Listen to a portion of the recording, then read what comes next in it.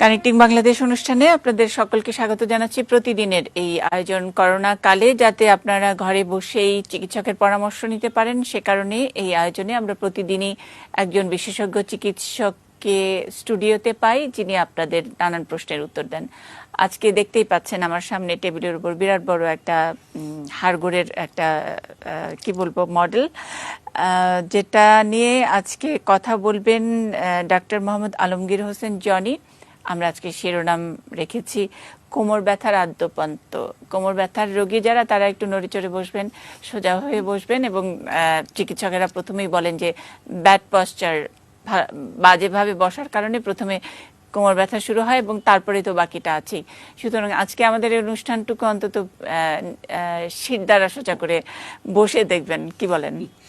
ধন্যবাদ মুন্নিয়াপা, মুনিশাকে আমি ধন্যবাদ জানাচ্ছি আমাকে এই সুযোগ দেওয়ার জন্য।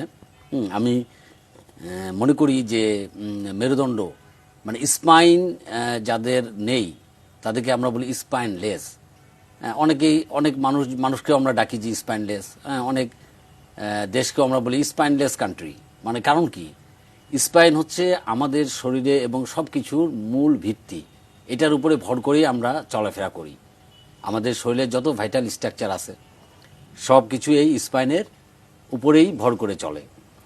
তো মুন্নিয়াপা আমাদেরকে সুযোগটা দিয়েছে যে মেরুদণ্ড সম্পর্কে দুটো কথা বলা, মানুষকে কিছু ইনফরমেশন দেওয়া।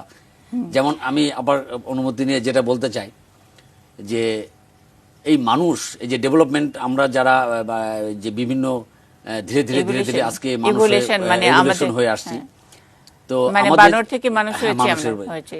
আমরা যে এই ইভলিউশনে আমাদের যে এই যে লাম্বার কার্ভেচার, এই যে লাম্বার কার্ভ এখানে আমরা একটু দেখাতে চাই।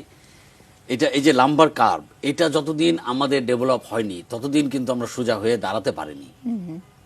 যেমন দেখেন বানর, আপনি শিম্পাঞ্জি, গরিলা, হ্যাঁ, তাদের কার্ভ কিন্তু এই লাম্বার কার্ভ কিন্তু এরকম না, তাদের সি কার্ভ, মানে আরো অনেক পিছনের দিকে বাঁকা। কিন্তু আমাদের লাম্বারটা হচ্ছে ফরওয়ার্ড। মানে এটা কি একটা স্ট্যান্ডার্ড মেরুদণ্ডের মডেল? তাহলে এটা সোজা কোথায়? এটা তো একটুখানি বাঁকা। হ্যাঁ, এই যে লাম্বার কার্ভ, এই যে কার্ভেচার, এই কার্ভেচারটার কারণেই আমরা সোজা হয়ে দাঁড়াতে শিখেছি। এবং আমরা যে এই কার্ভেচারটা আমরা দেখা যাচ্ছে যে প্রায় 3.326 বিলিয়ন আগে যে আমরা ইয়েগুলো পাইছি, যে ফসিলগুলো আমরা পাইছি, সেখানেই আমরা লাম্বার কার্ভেচারের অস্তিত্ব পাইছি। তার আগে যে ফসিলগুলো আমরা পাইছি সেখানে লাম্বার কার্ভটা ডেভেলপ ছিল না। তো লাম্বার কার্ভ এমন একটা জিনিস যে লাম্বার কার্ভের কারণেই আমরা সোজা হয়ে দাঁড়াতে পারি, আমরা কোলাকুলি করতে পারি, আমরা বাইপেডাল হয়ে গেছি, মানে দুই পায়ে দাঁড়াতে শিখে গেছি। তো এই কার্ভেচারটা এত ইম্পর্টেন্ট, এবং এখান থেকে যে পরিমাণে ওজন বহন করি আমরা, যেমন ধরেন আমি বসে আছি, আমার এই যে ভার্টিব্রাল বডিগুলোর ভিতরে ডিস্ক আছে, এই প্রতিটা ডিস্কের উপরে এখন আমার চাপ পড়তেছে 140 কেজি। এই যে আমি বসে আছি স্ট্রেট, যে আমি সামনে ফরওয়ার্ড বেন্ডিং হলাম, এই প্রেশারটা বেড়ে গেল 180 কেজি। আচ্ছা, হ্যাঁ, আবার যেমন আমি যখন 40 কেজি বেড়ে গেল একদম ধুম করে, শুধুমাত্র একটু সামনে ফরওয়ার্ড বেন্ডিং। আচ্ছা, ব্যাকওয়ার্ড বেন্ডিং, ওজন বেড়ে যাচ্ছে। আমরা যখন দাঁড়াচ্ছি ব্যাকওয়ার্ড বেন্ডিং এ ওজন বেড়ে যাচ্ছে একটু কম, 160 কেজি। আমরা যখন দাঁড়াই তখন আমাদের এই ডিস্কের উপরে প্রেশার পড়ে নিয়ার অ্যাবাউট 100 কেজি। আমরা সবচেয়ে কম হয় যখন আমরা শুয়ে থাকি। এই জন্য যখন আমরা শুয়ে থাকি তখন আমাদের কোমরের ব্যথাগুলো অনেক কমে যাবে। এবং আমরা যখন ল্যাটারাল বেন্ডিং এ থাকবো, মানে আমরা যখন কাত হয়ে শুয়ে থাকবো, তখন প্রায় নিয়ার অ্যাবাউট 70 কেজি ওজন আমাদের এই লাম্বার ডিস্কটা বহন করে। তো এই যে ডিস্ক, আমরা যে কেন আপনাকে এই জিনিসটাকে সুন্দরভাবে আপনি আমাদেরকে সুযোগ দিলেন, কারণ আমরা আমাদের যে চলাফেরা এবং আমাদের মুভমেন্টের কারণে আমরা যদি ওজনটাকে রিডিউস করে রাখতে পারি, তাহলে আমাদের early degenerative change of the lumber spine, এই যে ডিস্কের চেঞ্জ কিন্তু অনেক জায়গায় হয়। একটা হচ্ছে ডিস্কের চেঞ্জ হচ্ছে স্বাভাবিক, আপনি যে ফ্যাসেট জয়েন্ট চেঞ্জ হচ্ছে, এই যে রুটগুলোতে চাপ লাগতেছে, সবকিছুই এই আমাদের পোস্টোরাল যে ম্যানেজমেন্ট, আমরা যদি সঠিকভাবে হাঁটতে জানি, সঠিকভাবে কাজ করতে জানি, সঠিকভাবে চলাফেরা করি, তাহলে আমরা আমাদের নিজেদেরকে সুন্দরভাবে অনেক দিন আমরা ব্যথামুক্ত থাকতে পারবো এবং আমাদের লাইফটা হবে প্রোডাক্টিভ। এই জন্যে আপনাকে আমরা খুবই ধন্যবাদ জানাচ্ছি যে আমাকে সুযোগ আচ্ছা, দেওয়ার আমরা জন্য। কৃতজ্ঞ আপনাকে পেয়েছি আমাদের সঙ্গে, এবং দর্শকরা আছেন সবসময় এই অনুষ্ঠানে অনেক ফোন পাই, যে বিষয়ে নিয়েই কথা বলি না কেন, জ্বর কাশি করোনার উপসর্গ সেগুলো তো আছেই, তার সঙ্গে অন্যান্য বিষয়গুলো মানে নাক কান গলা বা দাঁতের চিকিৎসক আসলেও অনেক আমরা ফোন পাই। আমরা সবকিছু আপনি যত্ন মুগদা নিই। মেডিকেল কলেজ হাসপাতালের সহকারী অধ্যাপক। এই করোনার সময় কি আপনাদের মানে এটা তো একদম করোনা স্পেশাল হাসপাতাল করা হয়েছে, সুতরাং আপনাদের তো আর রেহাই নাই, যে যেহেতু না। আপনি এই মানে কি বলবো যে বোন স্পেশালিস্ট, তাতে তো কোনো রেহাই ছিল না, মানে আপনার তো দিতেই হয়। করোনা রোগীকে কি ধরনের সাপোর্ট আপনার কাছ থেকে দিতে হয়েছে? আচ্ছা, আমরা আমার 14 তারিখ থেকে আবার ডিউটি শুরু হবে। আচ্ছা, আজকে তো 12 তারিখ, 14 তারিখ থেকে শুরু হবে। আসলে করোনা, আমরা যে হাসপাতালে আসার পর থেকে আমাদের হাসপাতালের সমস্ত ইউনিটই আমরা করোনা ট্রিটমেন্টে নেমে পড়েছি। আমি অর্থোপেডিশিয়ান, তাতে কোনো সমস্যা নেই। একজন কার্ডিওলজিস্ট, তারও কোনো সমস্যা নেই। সবাই আমরা একযোগে করোনা ট্রিটমেন্ট আচ্ছা, করতেছি। মানে আমি বলছি যে আপনার তরফ থেকে আপনার এক্সপার্টাইজ যেটাতে একেবারে আপনি যেই যে বিষয়ে বিশেষজ্ঞ, সেইটারও কোনো সাপোর্ট হ্যাঁ, লেগেছে support- করোনা রোগীর জন্য? অবশ্যই অবশ্যই সাপোর্ট লেগেছে, কিন্তু করোনার জন্য একটা প্রোটোকল আছে গভর্নমেন্টের। আচ্ছা, করোনা রোগীর ট্রিটমেন্টের জন্য প্রোটোকল আছে। এখন একটা করোনা রোগীটা ইমপ্রুভ হয়ে গেছে, ভালো দিকে গেছে, বাসায় চলে যাবে, তার হাঁটু ব্যথা, তার কোমরে ব্যথা, তখন আমরা অ্যাসোসিয়েটেড ট্রিটমেন্ট দিয়ে দিচ্ছি। কিন্তু আমরা সকলেই এখন করোনা ট্রিটমেন্টের সাথেই যুক্ত আছি এবং ছিলাম, এবং আল্লাহর কাছে শুক্রিয়া যে এখন অনেকটা ভালো আমাদের হাসপাতালে। আগে যেরকম রোগী ছিল তার চাইতে এখন রোগীর পরিমাণও কমে এসছে, এবং রোগীর মৃত্যু হারও এখন অনেকটা কম। আর সবচেয়ে আনন্দের ব্যাপার হচ্ছে, আপনাকে জানাই যেটা, সেটা হচ্ছে আমাদের রুগীগুলোকে, আমাদের মানে কোনো রুগীরই আত্মীয় স্বজন, বন্ধু বান্ধব তাদের ফেলে যায়নি। আচ্ছা, এটা মানে আমাদের কাছে একটা আনন্দ জিনিস। যেমন আমরা করোনার ভয়ে সবাই পালিয়ে বেড়াইছি, কিন্তু আমার একটা রুগী দেখছি, তার সাথে তার প্রেগনেন্ট ওয়াইফ তাকে সাপোর্ট দিচ্ছে। প্রেগনেন্ট ওয়াইফ, মানে ডাক্তাররা পালিয়ে বেড়ালে আত্মীয় স্বজনদের তো ডাক্তার থাকতেই তো হবে। পালায়নি, আমরা তো সবসময় সাথে ছিলাম। আচ্ছা। কিন্তু অন্যান্য দেশে, যেমন ডেভেলপড কান্ট্রিগুলোতে, যেমন রুগীটাকে ফেলে সবাই চলে যায়, হ্যাঁ, কারণ সবাই করোনাকে ভয় পাচ্ছে। কিন্তু আমাদের এই যে ফ্যামিলি বন্ডিং এবং এত সুন্দর যে সবার আন্তরিকতা, এটা আমরা পাইছি আর কি। আচ্ছা, আমরা এই বেসিক এই কোমর ব্যথার আদ্যপ্রান্ত নিয়ে কথা শুনতে চাই। আমরা তো প্রথমে যে এভুলেশন অমুক তমুক ইত্যাদি সব জানলাম, মেইনলি আপনি কি ধরনের পেশেন্ট পান, এবং সেটাতে শুধুমাত্র আমরা আমাদের অভ্যাস পরিবর্তন করতে পারলে আপনার রোগীর সংখ্যা একটু কমে যাবে, বলবেন পরামর্শ নাকি? না, একটা কথা যেটা, সেটা হচ্ছে যে আমরা একটা স্পাইন বা কোমরে ব্যথা, এটা শুধুমাত্রই যে অভ্যাস পরিবর্তন করতে হবে সেটাও যেমন, তেমন হচ্ছে আপনার কিছু ডিজিজ প্রসেস তো আছে। যেমন আমরা এই যে কোমরের ভিতরে যে ডিস্কটা আছে না, এই যে এটা ডিস্ক, হ্যাঁ, আপনাকে একটু দেখাই। এই ডিস্কটা 15 বছর বয়স থেকে ডিস্কের ডিজেনারেটিভ চেঞ্জ শুরু হয়ে যায়। যখন আমার বয়স, প্রত্যেকটা মানুষের বয়স, এমন কোনো লোক নেই যে সে তার লাইফ টাইমে কোমরে ব্যথা অনুভব করবে না, কোনো একটা সময়ে সে কোমরে ব্যথা অনুভব করবে। তো এই যে ডিস্ক, যে মেরুদণ্ডের যে ডিস্কটা আছে, আর্লি ডিজেনারেটিভ চেঞ্জ শুরু হয়ে যায় 15 বছর বয়স থেকে। এখন এই ডিজেনারেটিভ চেঞ্জ হতে হতে, ডিজেনারেটিভ চেঞ্জ হলে কি হয়, এইটার যে ওয়াটার কন্টেন্ট ডিস্কে, সেটা কমে যায়। তখন এটা ডিহাইড্রেটেড ডিস্ক হয়ে যায়, ডেসিকেটেড ডিস্ক হয়ে যায়। এই যে এই ডিস্কটার ভিতরে নিউক্লিয়াস পালপোসাস থাকে, সেটা বের হয়ে আসে পেছনের দিকে, এবং আপনার এই সেগুলো এসে রুটের উপরে চাপ দেয়, সেগুলো ফ্যাসেট জয়েন্টকে ইনভলভ করে। এই যে সামগ্রিক মেরুদণ্ডের উপরে যে আমাদের প্রেসার এবং সামগ্রিক যে একটা পরিবর্তন, যার কারণে প্রত্যেকটা মানুষই তার লাইফ টাইমে কোনো এক সময় ব্যথা হবে।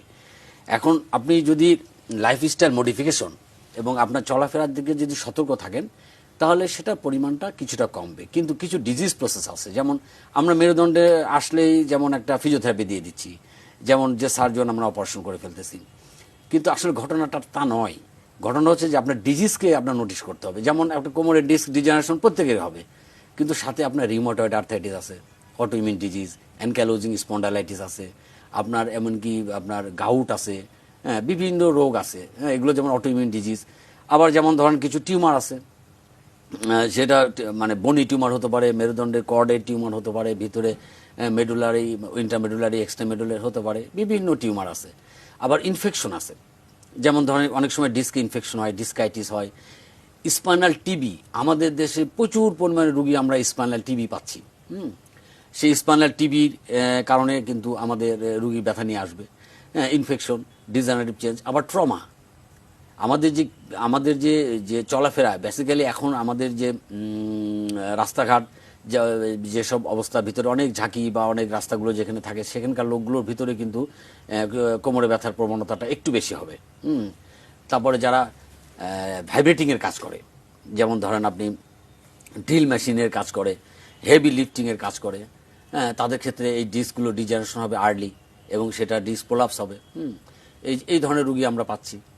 তারপরে আপনার যে একটা জিনিস যেটা দেখা যায় যে ডিপ্রেশন, অ্যাংজাইটি, টেনশন। আমাদের সমাজে কিছু মানুষ, যেমন অনেক পুরুষ মানুষই দেশের বাইরে বিভিন্ন জায়গায় অর্থনৈতিক কারণে গেছে, বিভিন্ন কাজ করে, কিন্তু তাদের ওয়াইফরা এদেশে আসে, বিভিন্ন কারণে তারা মানসিক পড়ে চাপ অনুভব করে, মানসিকভাবে হতাশা তাদের ভিতরে গ্রাস করে। তো সেই ধরনের রোগীগুলো কিন্তু আমরা অনেক পাই, যেগুলো কোমরে ব্যথা নিয়ে আমাদের সাথে প্রথম আসে। তারপরে যেমন, তার মানে ডিপ্রেশনও কোমরে ব্যথার একটা কারণ, সাংঘাতিক কারণ। হ্যাঁ, তারপরে আপনি যেমন ধরেন pregnancy, repeated pregnancy, multiple pregnancy. আচ্ছা, আমরা একটা ফোন নেই, ফোনে একজন আছেন। হ্যালো হ্যালো, আসসালামু আলাইকুম। ওয়ালাইকুম সালাম। আমি আজিমউদ্দিন। জি বলেন, কোথা থেকে বলছেন? আমি ঢাকা কেরানীগঞ্জ। আচ্ছা বলেন, কি সমস্যা? সমস্যাটা হচ্ছে কোমরে ব্যথা, খালি আচ্ছা। বের গেছি, আর শুধু হইতে পারি না। আচ্ছা, বয়স কত আজিমউদ্দিন ভাই? আমার বয়স হচ্ছে 45। 45। কি করেন, কি কাজ করেন? আমি ওই যে কেরানীগঞ্জ জুট মিলের কেশিয়ার। আচ্ছা, তাহলে কোমর ব্যথাটা হলো কেমনে? কোনো ভারী জিনিস টিনিস তুলছিল নাকি? জি না, নিচে মানে একটা জিনিস উড়াইবার গেছি আর কি, উড়াইবার গিয়ে আর শুধু হইতে পারি না হঠাৎ করে। ও আচ্ছা, আজিমউদ্দিন ভাই। আজিমউদ্দিন ভাইকে ধন্যবাদ আমাদের প্রোগ্রাম দেখার জন্য। তবে ওনার যে কমপ্লেনটা বললো, এটা হচ্ছে টিপিক্যাল একটা হিস্ট্রি, হচ্ছে লাম্বার ডিস্ক প্রলাপস। আচ্ছা, যখন ধরেন আমি গোসল করতে গেছি, একটা ভারী বালতি টান দিয়ে তুললাম, আমি কিন্তু আর সোজা হতে পারলাম না। তার মানে এই যে ডিস্কটা, যখনই আমাদের ডিস্কগুলো বয়সের সাথে সাথে ডিজেনারেটিভ চেঞ্জ হয়ে যায়, আমরা তো বললামই, যখনই আমাদের এটা সামনের দিকে বাঁকা হয়, তখন সামনের দিকে চাপ পড়ে, পেছনের দিকে ওপেন আপ হয়ে যায়, তখন ডিস্কটা পেছন দিক থেকে সামনের দিক, মাঝখান থেকে পিছনে চলে আসে, এসে এই যে রুটটা আছে না, এই রুটগুলোকে চাপ দেয়। প্রথমত, যখন ডিস্কটা সেন্ট্রাল থেকে একটু পেরিফেরির দিকে আসে, ধরুন গোল একটা ডিস্ক সেন্ট্রাল থেকে পেরিফেরির দিকে আসলো, তখনই তার এখানে একটা নার্ভ সাপ্লাই থাকে, সেটাকে বলে সাইনোভার্টিব্রাল নার্ভ। এই নার্ভগুলোকে সে ইরিটেট করে। যখনই নার্ভগুলো ইরিটেট হয়, তখনই তার প্যারাস্পাইনাল মাসল, পেছনে যে স্পাইনের দুই সাইডে যে মাসলগুলো থাকে, এগুলো টট হয়ে যায়, সঙ্গে সঙ্গে শক্ত হয়ে যায়, তখন আজ তার কোনো মুভমেন্ট ক্যাপাসিটি থাকে না। তো এই যে ডিস্কটা, তার ওই মানে সেন্ট্রাল ডিস্কটা যেটা নিউক্লিয়াস পালপোসাস, সেটা সম্পূর্ণ বের না হয়ে আসলেও তার আর মানে মুভমেন্টের শক্তিটা হারায় তখন। এই জন্য প্রথম একটা জিনিস আপনাকে আমি বলি, যে এই ধরনের যে কারো কোনো সমস্যা হলে প্রথম জিনিস হচ্ছে রেস্ট, বিশ্রাম। আমাদের যত কোমরের ব্যথা আছে, তার দেখা যায় যে 80% রিলিফ হয়ে যাবে উইদিন 1 উইক, আর 90 to 95 একটু সময় লাগবে, হয়তো 3 মাস পর্যন্ত লাগতে পারে।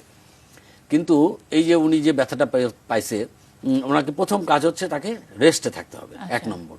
2 নম্বর হচ্ছে রেস্টে থাকা মানে, কিন্তু মানে এটাও বুঝিয়ে দিতে হবে আমাদের মানে পেশেন্টদেরকে, তার মানে শুয়ে থাকতে হবে পেছনে। হ্যাঁ, এবং তাকে যে পেছনে মাসলগুলো যে টট হয়ে আছে না, ওগুলোকে যদি আমরা একটু গরম সেক দিই, তাহলে মাসলগুলো রিল্যাক্স হবে, সে কিছুটা আরাম বোধ করবে। এবং সাথে সাথে আমি কিছু লো গ্রেড আছে, যেমন আমরা প্যারাসিটামল জাতীয় ওষুধ খেতে পারি। এগুলো যদি একটা দুটো খাই 1, 2 দিন 3 দিন, দেখবো যে আস্তে আস্তে ইমপ্রুভ হয়ে যাবে। তবে তাকে যেন ওই যে কাজ করতে গিয়ে ওনার এই ব্যথাটা পেয়েছে, সেটার থেকে কিন্তু তাকে দূরে থাকতে হবে। কারণ এই ডিস্কটা যতটুকু বেরিয়েছে, এখন হয়তো তার সম্পূর্ণ ডিস্কটার ভিতরেই আছে, বের হয়ে আসেনি। যদি এটা বের হয়ে আসে, তখন আবার তাকে অনেক পরীক্ষা নিরীক্ষা করতে হবে, একটা এমআরআই করতে হবে, দেখতে হবে কতটুকু বের হয়েছে, গ্রেডিং স্টেজিং করতে হবে, তার নিউরোলজিক্যাল ম্যানিফেস্টেশন আসছে কিনা দেখতে হবে, সেগুলো ধাপে ধাপে। কিন্তু এখনও উনি যে পর্যায়ে আছে, যে ওনাকে বেড রেস্ট এবং গরম স্যাক এবং মানে এই ধরনের অ্যাক্টিভিটিসগুলো থেকে একটু দূরে থাকতে হবে। অনেক সময় আমাদের কাশি দিলে, একটা জোরে কাশি দিলাম, জোরে হাসি দিলাম, ডিস্ক প্রলাপস হয়ে যেতে পারে। আচ্ছা, মানে এই জোরে হাঁচি কাশি হাঁচি কাশি দিল। আচ্ছা, আমরা যে আলোচনাটা ছিলাম এই টেনশন একটা, Anxiety. আরেকটা হলো যে রিপিটেড Pregnancy. প্রেগনেন্সির কারণেও এখানে চাপ পড়ে আপনার, Yes. মেরুদণ্ডে চাপ পড়ে। প্রেগনেন্সিতে কেন হয় আপনাকে একটু সুন্দর করে বলি। প্রেগনেন্সিটা হচ্ছে যখন আমরা প্রেগনেন্ট হই তখন আমাদের দেখবেন যে মানে প্রেগনেন্সির শেষের দিকে আমাদের লিগামেন্টগুলো সব রিল্যাক্স হয়ে যায়। এই লিগামেন্ট রিল্যাক্স হয়ে যায় এক। 2 নম্বর হচ্ছে যে আমাদের এই লাম্বার স্পাইনের সামনে একটা অনেক লোড জমা হয়। এই লোডের কারণে আমাদের প্লাম লাইন যেটা আছে মানে ওয়েট ট্রান্সমিটিং লাইনটা এই বিট সামনে চলে আসে। কথা বুঝলেন? আমাদের যেখান থেকে ওয়েটটা ট্রান্সমিট হবে যে লাইন, সেটা বিট সামনে চলে আসবে। তো যেমন ওবেসিটি একটা, যে অনেক বড় ভুঁড়ি, তাদের কিন্তু পেছনে ব্যাক মাসল প্রচুর কাজ করতে হয় এবং এই সময় ব্যাক মাসলগুলো ফ্যাটিক হয়ে যায়, তার লো ব্যাক পেন হবে। তো তেমনি যেমন এই যে প্রেগনেন্সির ক্ষেত্রেও ওই যে এক্সট্রা লোড এবং মাসল এবং লিগামেন্টসগুলো উইক হওয়ার কারণে তার এই ডিস্কটা প্রোলাপস হয়ে যাওয়ার চান্সটা অনেক পরিমাণে বেশি হবে। এটা হচ্ছে এটার কারণ, মানে প্রেগনেন্সির সময় এটা। আর এর বাইরে আমরা যেটা মানে একদম বেসিক আলোচনার যেটা যে পশ্চার, মানে যারা নাকি এখন আমরা বলি যে কি বলে প্রফেশনাল, অনেক সময় অকুপেশনাল কিছু পেশেন্ট, মানে আমরা আমাদের অকুপেশনটা যেমন সেটার উপরে অনেক সময় আপনারা ডিফারেন্ট পেশেন্ট পান। বেশিরভাগ কোমরের ব্যথার পেশেন্ট যারা বসে কাজ করে তাদের মধ্যেই তাদের বেশি। মধ্যে বেশি। একটা জিনিস আমাকে বলি যে মহিলাদের ক্ষেত্রে আমরা বেশি রুগী পাচ্ছি ইদানিং। মহিলাদের আমার কাছে মনে হয়েছে যে তারা যে বাসায় যে হাউস হোল্ড ওয়ার্কগুলো করে এবং এটা সারাক্ষণই তারা কখনোই কোনো পোস্টার মেনটেন করতে তো চাই না। এক, 2 নম্বর হচ্ছে যে অস্টিওপোরোসিস মানে হাড্ডি ক্ষয় তাদের একটা বড় সমস্যা এসে দাঁড়িয়েছে আমাদের দেশে। কারণ প্রথম জিনিস যেটা, সেটা হচ্ছে নিউট্রিশনাল স্ট্যাটাস তাদের কখনোই ইমপ্রুভ করা যাচ্ছে না, কারণ পরিবারের সবাইকে খেয়ে ভাত খেতে দিয়ে সব ভালো ভালো খাবার দিয়ে সে পরে খায় না। এটার চেয়েও বড় কথা হলো যে একটু মানে মানে একটু জ্ঞান বুদ্ধি বা একটু বুদ্ধি হওয়া শুরু হলেই মাথার মধ্যে ঢুকিয়ে দেওয়া হয় যে স্লিম থাকতে হবে, সুন্দরী থাকতে হবে। সুতরাং যখন নাকি গ্রোথই হয় না তখন থেকে তার মানে মাইনাস হওয়া শুরু এটা হয়। একটা জিনিস। 2 নম্বর হচ্ছে যে যেমন ধরেন আমরা কোনো একটা জিনিসকে হাতে ধরে নিতে চাই, আমরা কোমরটা বাঁকা করে তুলি, আমরা বসে কিন্তু সেটা তুলতে পারি। একটা ভারী জিনিস বাঁকা হয়ে তুলে ফেললাম, হ্যাঁ, ওটা তো আমাদের আসলে মানে একটা রিফ্লেক্স হয়ে গেছে, কাজ করে যাচ্ছে। Reflex, right. মানে আমরা মানে এটা যে বসে তারপরে এইভাবে তোলা, সেটা তো কখনোই মনে হয় না, এটা একেবারেই হচ্ছে না। তারপরে মেয়েদেরকে একটা জিনিস হচ্ছে, মেয়েরা হচ্ছে একটা ডাইনামিক স্ট্রাকচার, মেয়েদের বডিটা ডাইনামিক স্ট্রাকচার কেন, যেমন ধরো একটা পুরুষ এবং একটা মহিলার ভিতরে অনেক পার্থক্য। একটা মহিলা প্রতি মাসে তার যে মেনস্ট্রুয়াল সাইকেল থেকে শুরু করে তার সমস্ত বডির ভিতরে একটা চেঞ্জ হয়, প্রতি মাসে হয়। এই জন্যে অনেক সময় মেয়েদের অটো ইমিউন ডিজিজটা একটু বেশি হয়ে থাকে, যেমন রিউমাটয়েড আর্থ্রাইটিসগুলো মেয়েদের অনেক বেশি হয়ে থাকে। সেটাও একটা কারণ হচ্ছে কোমরে ব্যথার। রিউমাটয়েড আর্থ্রাইটিস তো প্রচুর কারণ, আমাদের রুগীরা আসলেই দেখি যে তার মর্নিং স্টিফনেস হচ্ছে, তার বিভিন্ন জোড়া ফুলে যাচ্ছে, ব্যথা করতেছে, সকালে ঘুম থেকে উঠতেই পারে না, নড়তেই পারে না। এই যে জিনিসগুলো আমরা তাকে দেখতেছি, এগুলো রিউমাটয়েড আর্থ্রাইটিসের পরিমাণটা অনেক বেশি। আচ্ছা, এক। আরেকটা জিনিস আমি আপনাকে বলবো যেটা, সেটা হচ্ছে যে ভিটামিন ডি ডিফিসিয়েন্সি। আচ্ছা, আমাদের এই যে যেমন আমরা যারা শহরে থাকি, আমাদের ছেলে, বুড়ো, বৃদ্ধ এবং মানে ইয়াং যারা আছে, আমরা কেউই আমাদের গায়ে রোদ লাগতেছে না, মানে আমরা একদম রোদ থেকে দূরে। এই একটা কারণে আমাদের দেশ, যেমন আমাদের দেশে তো প্রচুর সানলাইট, আমরা কখনোই চিন্তা করিনি যে আমাদের দেশের মানুষ ডিফিসিয়েন্সি, ভিটামিন ডি ডিফিসিয়েন্সিতে ভুগবে। ওই নরওয়ে কোথায় বিভিন্ন দেশ যেগুলোতে 6 মাস সূর্য ওঠে না, সেসব দেশের কথা আমরা চিন্তা ওরা তখন সূর্য ওঠায় ডিরাইস। কিন্তু আজকে এখন এই আমাদের এই বর্তমান প্রেক্ষাপটে আমরা যে কি পরিমাণে ডিফিসিয়েন্সিতে ভুগতেছি আপনি এটা ইমাজিন করতে পারবেন না।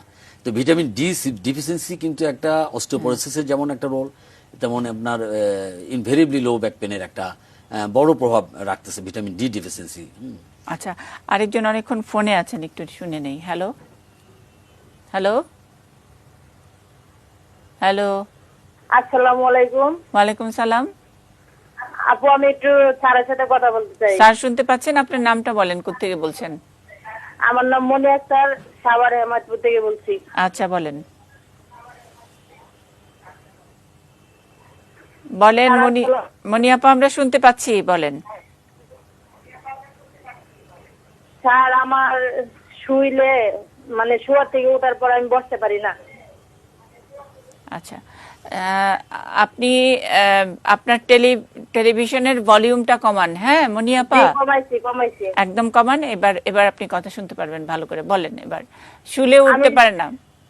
জি, মানে ব্যথাটা শোয়ার পরে বাড়ে, তারপর আমি টয়লেটে যেয়ে বসতে পারি না, কিছু করার পরে আবার ঠিক হয়ে যায়। আচ্ছা, বয়স কত? বয়স 25 বছর। 25। বাচ্চা কয়জন? বাচ্চা একজন। একজন বাচ্চা। তাহলে হ্যাঁ, আপনার কি শরীরে জ্বর জ্বর লাগে? জি। এটা কি সকালবেলা যখন ঘুম থেকে ওঠেন তখন নড়তে ইচ্ছা করে না? মানে যখনই আমি শুই তারপরে আমি উঠে বসতে পারি না। আচ্ছা, আমরা বুঝতে পারছি আপনার এই শরীরে হাতের যে ছোট ছোট জোড়াগুলো, এগুলো হাত মুঠো করলে কি টাইট টাইট লাগে? জি স্যার। আচ্ছা, ঠিক আছে, আচ্ছা, মনিয়াপার পরামর্শটা আমরা শুনবো, একটা ছোট্ট বিরতি নিয়ে আসি। Thank you.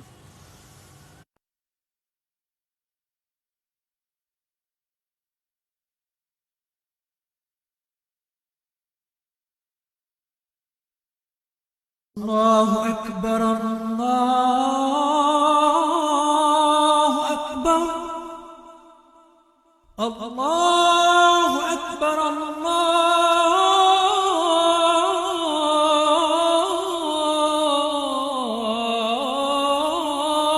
أكبر أشهد أن لا إله إلا الله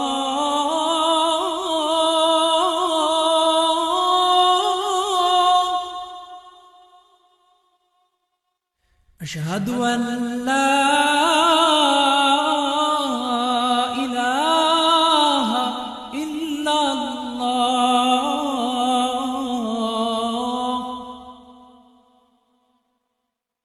أشهد أن محمدا رسول الله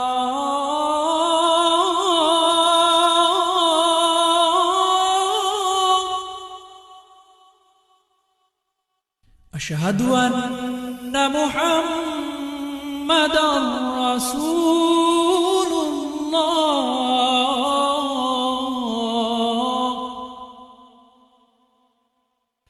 حي على الصلاة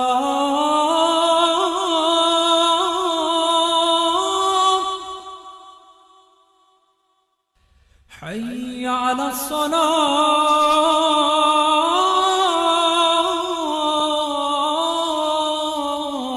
الصلاة حي على الفلاح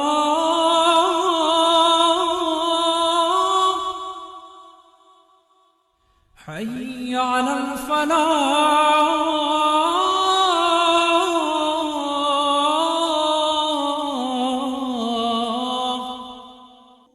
الله أكبر الله أكبر لا إله إلا الله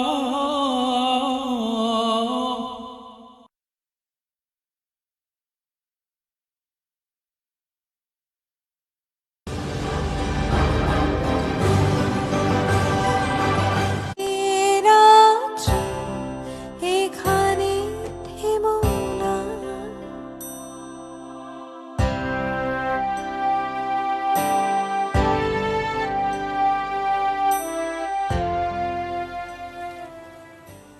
প্রতিদিনকার আয়োজন কানেক্টিং বাংলাদেশ দেখছেন। কোমর ব্যথার আদ্যপ্রান্ত নিয়ে কথা বলছি। বিরতিতে যাবার আগে আমরা সাভারের মনিয়াপার সঙ্গে কথা বলছিলাম। মনিয়াপাকে পরামর্শ দিচ্ছিলেন স্যার, উনি আছেন এখনো?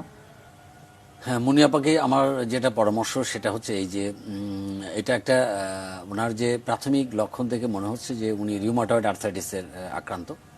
এই রিউমাটয়েড আর্থ্রাইটিস কিন্তু ওনার বয়স তো অনেক কম বললেন। 25 থেকেই শুরু হয়। জি। রিউমাটয়েড আর্থ্রাইটিসের বয়সের রেঞ্জ হচ্ছে 25 থেকে মানে এত আর্লি শুরু হয়? আর্লি শুরু হয় 25 থেকে প্রায় 70 বছর পর্যন্ত। এই বয়সের সময় যে কোনো সময় এই রোগটা আক্রান্ত হতে পারে যে কেউ। হ্যাঁ, তবে মহিলাদের ভিতরে এই রোগের আক্রান্ত হওয়ার সংখ্যা অনেক বেশি। তো ওনাকে কিছু মেডিকেশন দিতে হবে, যেহেতু ওনার মর্নিং স্টিফনেস চলে আসছে, হ্যাঁ, এবং তার হাতের ছোট ছোট জোড়াগুলো ব্যথা করে, কোমরে ব্যথা করে। এই জন্যে তাকে কিছু মেডিসিন দিতে হবে। তো সেক্ষেত্রে আমার মনে হয় উনি কোনো নিকটস্থ অর্থোপেডিক্স ডাক্তারের সাথে পরামর্শ করেই ওষুধটা নিলে ভালো। আচ্ছা সাথে কিছু ইনভেস্টিগেশনও দরকার পড়বে। আচ্ছা, আমরা মনি আপাকে বলে রাখছি অর্থোপেডিক্স এর কোন ডাক্তার তাকে দেখাবেন, আর যদি প্রয়োজন হয় ওই ডাক্তার কি পরামর্শ দিলেন সেটাও আপনি একটু মিলিয়ে নিতে পারেন ডক্টর মোহাম্মদ আলমগীর হোসেন জনের সঙ্গে। আমরা তার নাম্বারটিও দিয়ে রাখবো আপনাকে। নিশ্চয়ই থাকবেন এটি নিউজের সঙ্গে। স্যার, আমরা যে আলোচনা ছিলাম, মূল আলোচনা, যে একেবারে কোমর ব্যথার আদ্যপ্রান্ত, কতটুকু বলেছেন আর কতটুকু আর বাকি আছে? না, বাকি আছে অনেক। কারণ হচ্ছে কোমরের ব্যথাটা এটা আসলে একটা অনেক বড় ব্যাপার। যেমন আমরা যেমন আমাদের যে অ্যাবডোমিনাল যত স্ট্রাকচার আছে, না, আপনি তো মেয়েদের কথাই বললেন যে আমরা সূর্যের আলো লাগাই না, আমাদের সারাক্ষণ আমরা ব্যাড পশ্চার, কখন কিভাবে বসি উঠি সেটার কোনো ঠিক নাই। আর মেয়েদের 25 থেকে যেহেতু শুরু হয়, সো এটা মেয়েরাই ক্রনিক। কিন্তু ছেলেদের হয় কেন? না, ছেলে মেয়ে তো হবেই, কিন্তু কিছু ডিজিজ আছে যে মেয়েরা একটু পরিমাণে বেশি। কারণ এই অটোইমিউন ডিজিজগুলো মেয়েদের বেশি বলে। মেয়েদের অটোইমিউন ডিজিজগুলো ছেলেদের কম্পারেটিভলি অনেকটা কম। কারণ মেয়েদের বডিটাই একটা হচ্ছে ডাইনামিক স্ট্রাকচার। প্রতি মান্থলি তার শরীরের ভিতরে একটা চেঞ্জ হচ্ছে এবং একটা সন্তান জন্ম দিচ্ছে, নতুন বিভিন্ন তার ভিতরে যে পরিবর্তন, এই পরিবর্তনের কারণেই যে তার শরীরে একটা অটো ইমিউনিটির উপরে অ্যান্টিজেন অ্যান্টিবডি রিয়াকশন হচ্ছে শরীরে, এবং তার নিজের ইমিউনিটি সিস্টেমই তার শরীরের কিছু অংশকে বলতেছে তুমি ফরেন, এবং তাকে আক্রমণ করতেছে। এই যে প্রতিনিয়ত যে অ্যাক্টিভিটিসগুলো চলতেছে, এই কারণেই একটা মেয়ে খুব দ্রুত এই রিউমাটয়েড আর্থ্রাইটিস এ রোগে আক্রান্ত হয়। আবার কিছু রোগ আছে যেমন সেগুলো ছেলেদের বেশি, যেমন অ্যানকাইলোজিং স্পন্ডালাইটিস, এটা ছেলেদেরই বেশি হয়ে থাকে। মানে এটাও আপনার এই মানে স্পাইনাল কোনো একটা স্পাইনাল রিলেটেড। আবার যেমন আপনার ইয়ে আছে, যেমন গাউটও একটু ছেলেদেরই সংখ্যায় আমরা সবসময় বেশি দেখে থাকি। গাউট একটা ডিজিজ যেটাতে আপনার বিভিন্ন জয়েন্টে ফুলে যাবে, ব্যথা করবে, সাথে সাথে তার স্পাইনও ইনভলভ হয়ে যাবে। আবার অনেক সময় যেমন আমাদের অ্যাবডোমিনাল স্ট্রাকচার আছে, যেমন আমাদের দেশে যে বয়স্ক মহিলাদের যাদের জরায়ুটা নিচের দিকে নেমে যাচ্ছে, যেমন আমরা বলি যে ইউটেরাইন প্রোলাপস, অনেক রুগী কোমরে ব্যথা নিয়ে আসে। আচ্ছা, ইউটেরাইন প্রোলাপসের কথা সে কাউকেই বলে না, সে শুধু কোমরে ব্যথা নিয়ে আমাদের কাছে এসে হাজির হয়। কিন্তু ওইটার একটা উপসর্গ হলো কোমরে ব্যথা। কোমরে মানে ব্যথা। প্রলাপস হলেই তারা কোমরে বসতে পারবে না, উঠতে পারবে না, ধরে বসে, কোমরে এটাতে- ব্যথা করবে। হ্যাঁ, এই কিন্তু যে আসল কারণটা প্রলাপস। Uterine prolapse. আমি আপনাকে এটা মেসেজটা দিতে চাই আপনার মাধ্যমে সবাইকে, যে আমাদের সবসময় স্পাইনকে ট্রিট করলে হবে না, ট্রিট দ্য কজ। আমরা খালি স্পাইনকেই ট্রিট করতেছি। হ্যাঁ, সেটা কিন্তু এটা হয়তো চিকিৎসকেরা ভালো বুঝবেন, কিন্তু সাধারণ মানুষ এই জিনিসটা খুব একটা বোঝে না। আর প্রলাপসের কথা, এটা নিয়ে আমরা অনেক দিন ধরে কাজ করছি। গ্রামের মায়েরা প্রথমত এগুলো তো বলতেই চাইতেন না, আজকাল ওনারা অনেক পরিষ্কার করে বলেন এবং জানেন, এবং এটারও যে খুব কি বলবো, খুব কমপ্লিকেটেড কোনো চিকিৎসা না, এটা ভালোভাবে চিকিৎসা করা যায়, এটাও জেনে গেছেন। আমরা কানেক্টিং বাংলাদেশ এই অনুষ্ঠানটাতে বেশ আলোচনা করি এইগুলো নিয়ে। আরো একজন আছেন পেশেন্ট। হ্যালো। আসসালামু আলাইকুম। ওয়ালাইকুম সালাম। হ্যালো, হ্যাঁ ম্যাডাম, আমি স্যারকে প্রশ্ন করতে চাই।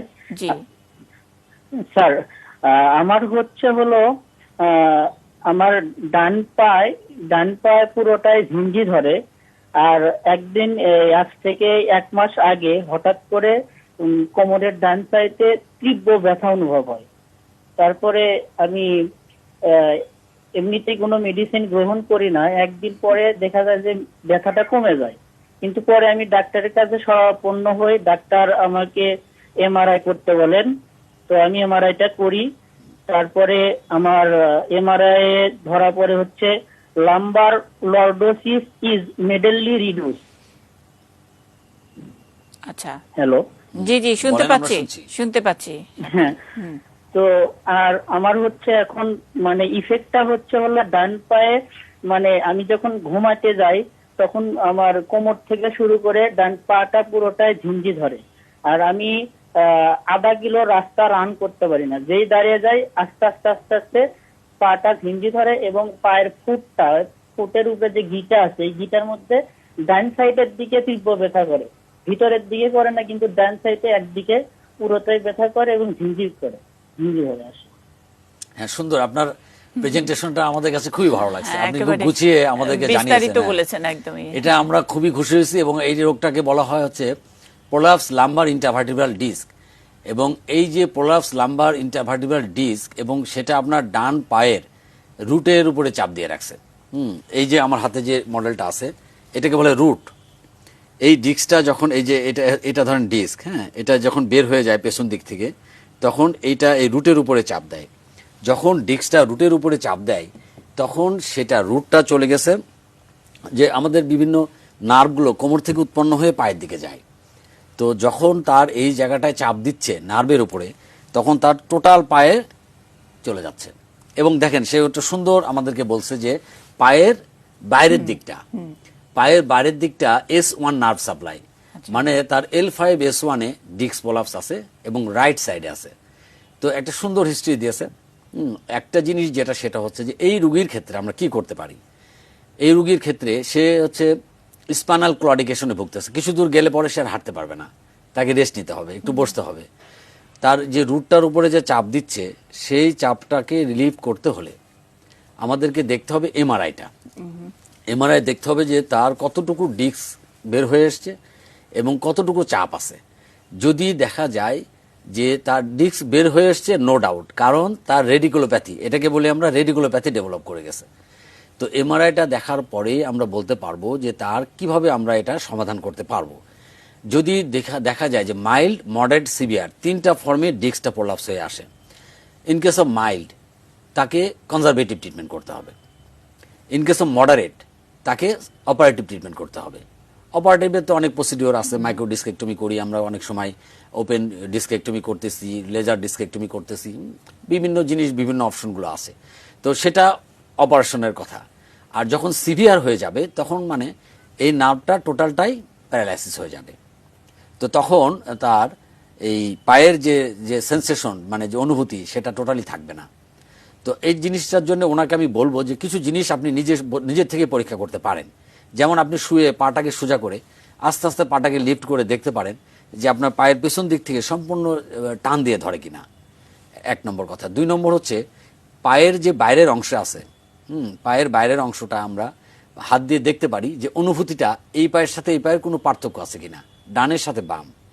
আর পায়ের বুড়ো আঙুলটাকে আমরা আঙুল দিয়ে প্রেস করে দেখতে পারি যে তার শক্তি এবং ক্ষমতা কতটুকু আছে। যদি দেখি যে 2 পায়েই একই রকম শক্তি আছে এবং অনুভূতির কোনো পরিবর্তন হয়নি এবং পাটাকে তুলে রাখা যায় বা তুলে ফেলা যায়, তাহলে উনি কনজারভেটিভ ট্রিটমেন্টই ভালো হয়ে যাবেন। এটা একদম অঙ্কের মতো।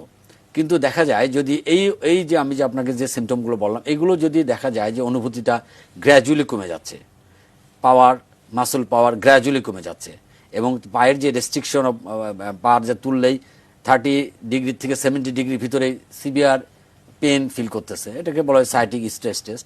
তখন আমরা সাথে রেডিওলজিক্যাল এভিডেন্স অফ মানে রুট কম্প্রেশন, নার্ভের উপরে চাপ, তখন সেক্ষেত্রে আমরা তখন সেটা ডিসিশন নেবো যে আপনাকে কিভাবে আমরা সহযোগিতা করতে পারি। কিন্তু এই যে আপনাকে যে বললাম যে উনি নিজের থেকে যদি এইগুলো পরীক্ষা করে দেখে যে না 2 পায়ের অনুভূতি একই রকম আছে, শক্তি একই রকম আছে, তাহলে উনি কনজারভেটিভ ট্রিটমেন্ট, কিছু ব্যথার ওষুধ, NSAID আছে, কিছু মাসল রিল্যাক্সেন্ট এবং কিছু H2 ব্লকার আছে, এগুলো খেলেই উনি ভালো থাকবেন। এবং সাথে সাথে তো অবশ্যই তার লাইফস্টাইল মডিফিকেশন করতে হবে। যে কাজের জন্য বা যেভাবে উনি চললে ভালো অনুভব করে সেভাবে ওনাকে চলতে হবে। যেমন ওয়েট লিফটিং করবে না, ভারী জিনিস তুলবে না, কোমরটা বাঁকা করে কাজ করবে না, কারণ ওনার মানে বেসিক জিনিসটাই হতে হবে যে একটা নিচে একটা জিনিস তোলার সময়, একটা কলম হোক, সেটা তোলার সময় যে কোন পদ্ধতিতে মানে তুলবে, সে নিচু হয়ে তুলবে নাকি একটু বসে তারপরে ওইটা তুলবে। আরেকটা কথা, সরি আপনি বলেন। না আমি আরেকটা কথা আপনাকে বলি, যেমন ধরেন এখন আমাদের দেশে যে পরিমাণ মানুষ মোবাইল ইউজ করতেছে, এই মেসেজটা আপনার মাধ্যমে বাংলাদেশের সবাইকে আমি দিতে চাই যে আজ থেকে 5 থেকে 10 বছর পরে আমাদের একটা পার্সেন্টেজ অফ পিপল কিন্তু প্রোডাক্টিভ লাইফে থাকতে পারবে না। কারণ আমরা যে মোবাইলটা এভাবে সারাদিন ব্যবহার করতেছি, আমাদের মাথাটা যদি আমার শরীরের সামনে চলে আসে তাহলে এর ওজন 17 টাইমস 17 গুণ বেড়ে যায়।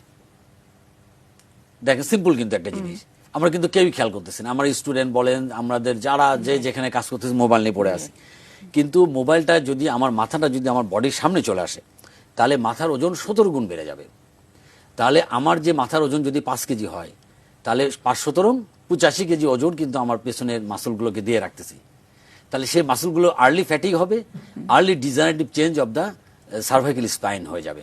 আচ্ছা, তো আমি আপনার মাধ্যমে সারা দেশের মানুষকে বলতে চাই যে আমরা যেন মোবাইল সব সময় যেন সামনে নিয়ে কথা বলি। আমাদের শুরুর থেকে শেষ পর্যন্ত এই বিষয়টা নিয়ে কথা বলা উচিত ছিল। আবারও হয়তো কোনোদিন এটা নিয়ে একটা পূর্ণাঙ্গ অনুষ্ঠান করব। সেই পর্যন্ত নিশ্চয়ই এটি নিজের সঙ্গে থাকবেন।